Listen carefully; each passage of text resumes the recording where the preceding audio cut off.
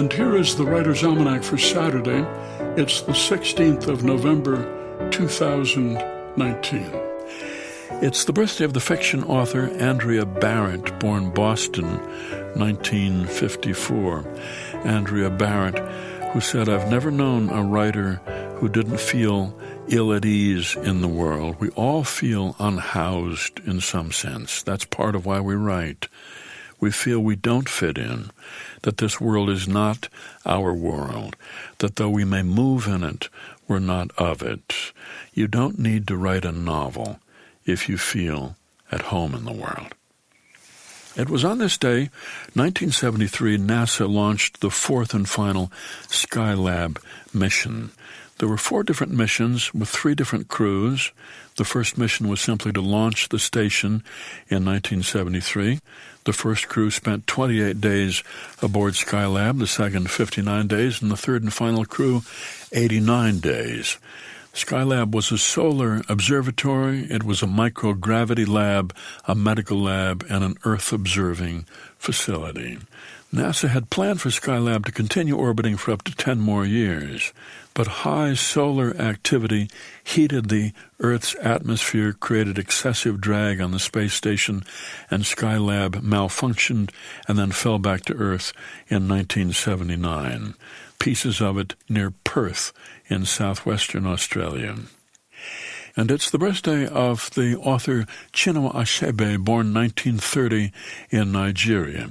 Went to work for the Nigerian Broadcasting Service, 1954, and around the same time he wrote his first novel, Things Fall Apart, the most widely read book of African literature. He wrote, "The white man is very clever. He came quietly and peaceably with his religion. We were amused at his foolishness and allowed him to stay. Now he has won our brothers, and our clan can no longer act like one." And it was on this day, 1907, Oklahoma joined the Union, the 46th state, one of the top producers of natural gas in this country, home of Native Americans. More than 25 Native American languages are spoken in Oklahoma, and it's one of the most tornado-prone areas of the world, about 50 a year. And it's the birthday of Jean Fritz, born in Hankow, China, 1915, the child of American missionaries, author of books for young readers, and also an autobiography, Homesick, My Own Story, about growing up in China. Here's a poem by Carl Dennis, A Proposal. Why don't we set aside for a day our search for variety and have lunch at the same cafe where we had lunch yesterday and order the same avocado and Gouda sandwich on whole wheat bread, toasted and buttered? Why don't we stroll again after lunch to the river and back? I'll be glad to interpret your wearing the blouse you wore yesterday as a sign you're still the person I think you are, that this is the walk you want to take, the one you didn't get your fill of before.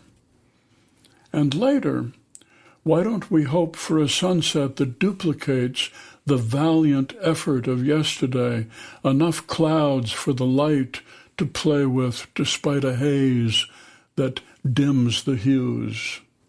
Isn't the insight worth repeating that the end of the day may show itself to be just as colorful as the beginning, that a fine beginning isn't a veil that the end is destined to strip away?